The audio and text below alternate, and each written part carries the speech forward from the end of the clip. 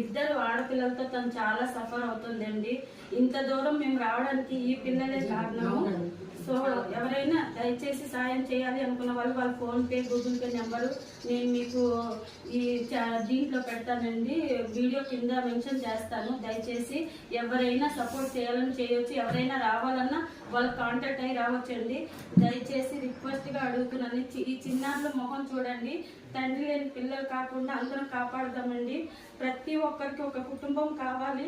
అలాగే ఎవరున్నా లేకపోయినా మనమంటూ ఉన్నామని నిరూపించుకోవాలండి. మానవ సేవే మాధవ సేవ అని నేను ముందుకు వచ్చాను. నాతో పాటు మీరు ఒక అడుగు వేస్తారని కోరుకుంటున్నానండి. Thank you.